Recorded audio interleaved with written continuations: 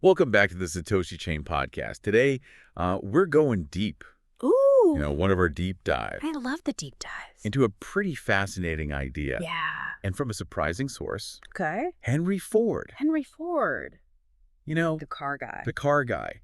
Well, back in 1921, Okay. Ford had some pretty radical thoughts about money and war Okay. and something he called energy currency.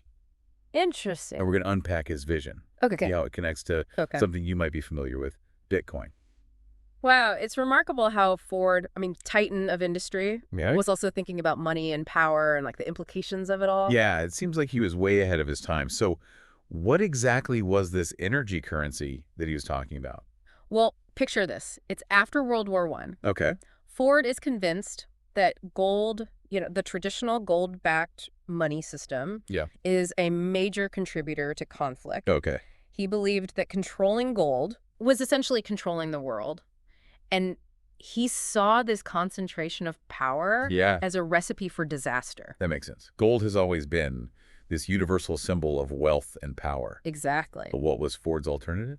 He proposed replacing gold with a currency directly tied to energy.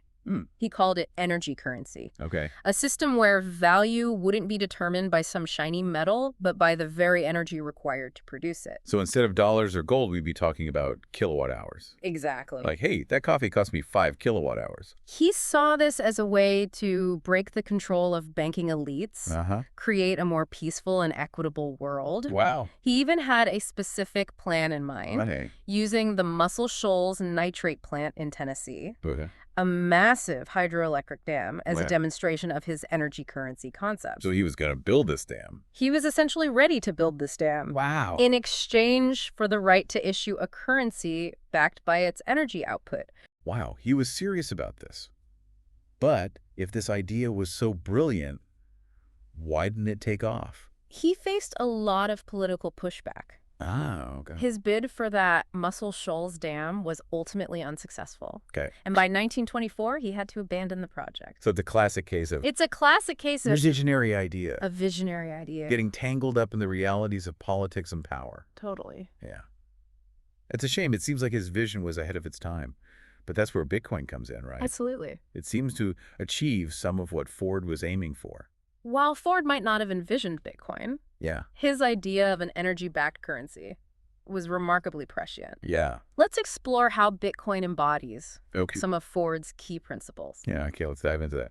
But first, for those who might not be totally familiar with Bitcoin, can you explain how it's linked to energy? At the heart of Bitcoin is the mining process. Okay. Imagine a global network of computers all racing to solve Okay. incredibly complex math problems. These computers are run by miners, Right. and the first one to crack the code gets to add a new block of transactions to the Bitcoin blockchain. This process requires a tremendous amount of energy. So the more energy miners expend, Mm, the more secure the Bitcoin network becomes, and the more Bitcoins are created. you got it. And here's where the connection to Ford's vision comes in. Okay.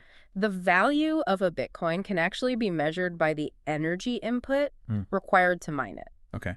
We can express this in joules or kilowatt hours. Right. It's what we call Bitcoin energy value equivalence. Okay. It's like Ford's vision coming to life a century later, Wow. but in a decentralized digital form. Okay, so help me understand this a little better. Mhm. Are you saying that the energy used to mine Bitcoin is what gives it value? Exactly. Think of it like this.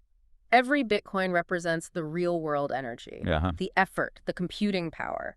That went into mining it. Okay. It's kind of like a digital gold nugget. Yeah. But instead of digging it out of the ground, we're mining it with computers and electricity.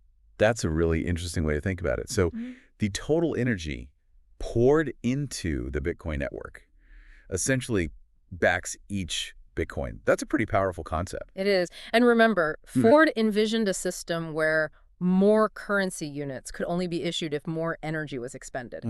Bitcoin follows this principle to the letter.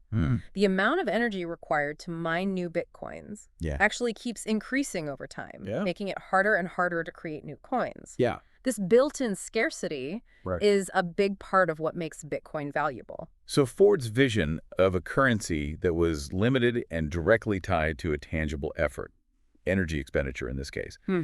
is actually reflected in Bitcoin's design. This is all starting to make a lot of sense. Really is fascinating to see how these ideas Oh. from a century ago are playing out in the digital age. So we've established that Bitcoin embodies some of Ford's core principles.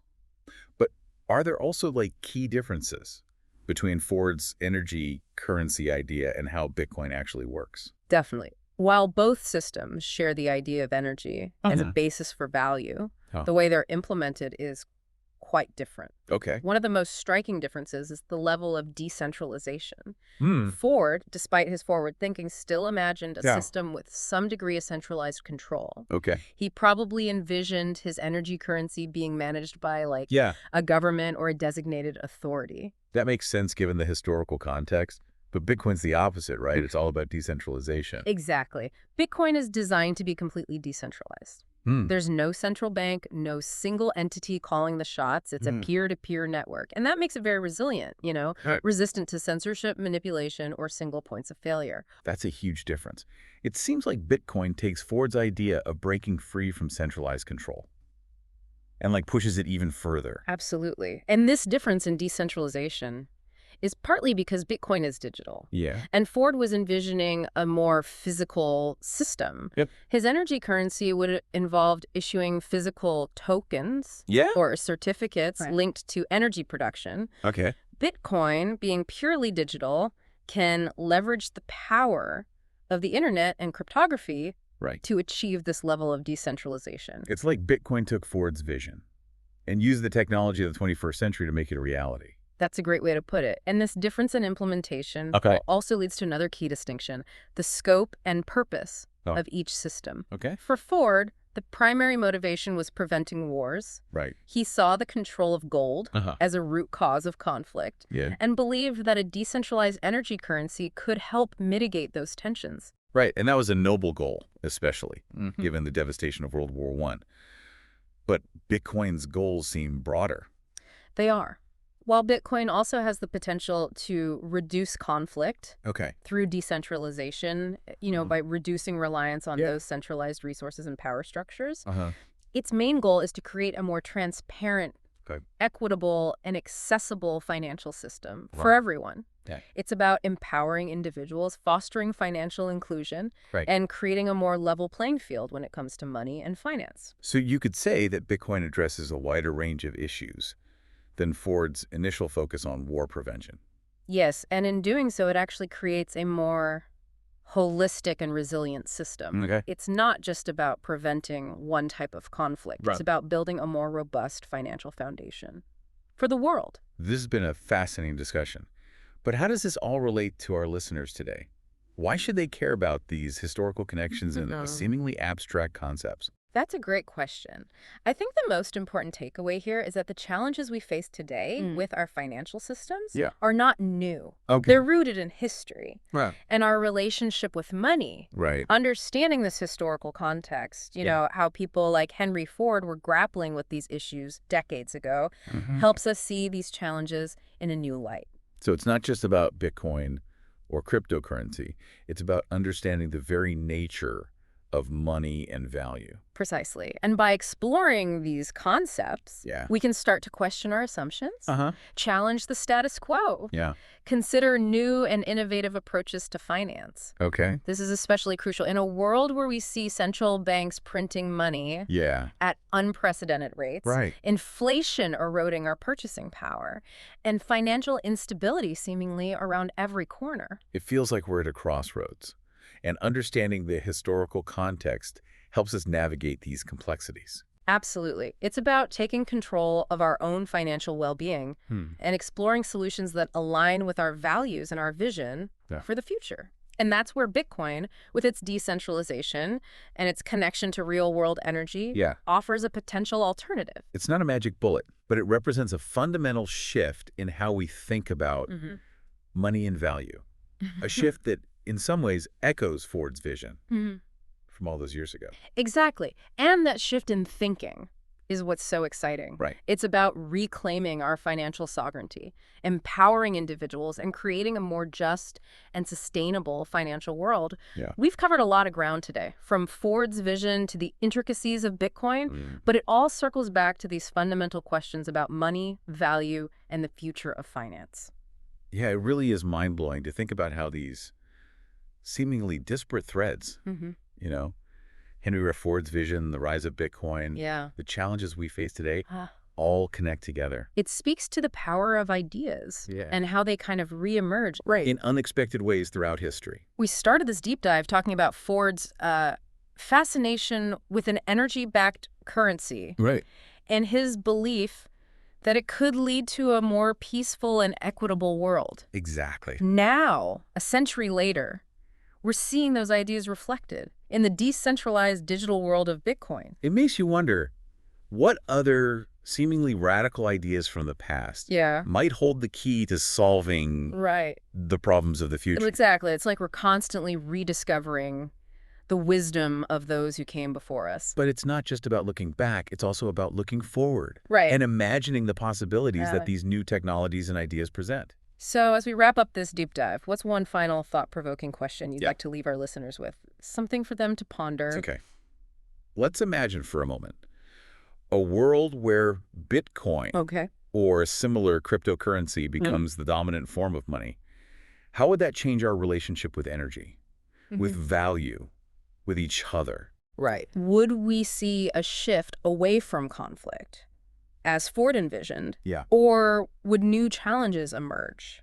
It's hard to say. How would this impact the balance of power between individuals, governments, and corporations? Yeah, these are the questions we need to be asking ourselves as we navigate this uncharted territory of decentralized finance. They're big questions. Those are some big questions. It's almost like we're stepping into a science fiction novel, but it's becoming more and more realistic every day. It is, and that's what makes this such an exciting time to be alive. Right. We're witnessing a paradigm shift in our understanding of money and value. And it's impossible to predict exactly where it will lead. It's like we're standing at the edge of a new frontier, and the possibilities are endless. Precisely. Yeah. But one thing is certain. The ideas that Ford put forth a century ago are more relevant than ever. Yeah. His vision of an energy-backed currency free from the control of centralized institutions has taken root in the digital age. And it's up to us to explore these ideas. Yeah. Challenge assumptions and shape the future of finance. It's an incredible opportunity and responsibility. We have the power to create a financial system that is more just, more equitable, and more aligned with the values of a sustainable future. And that's a future worth fighting for. Well said.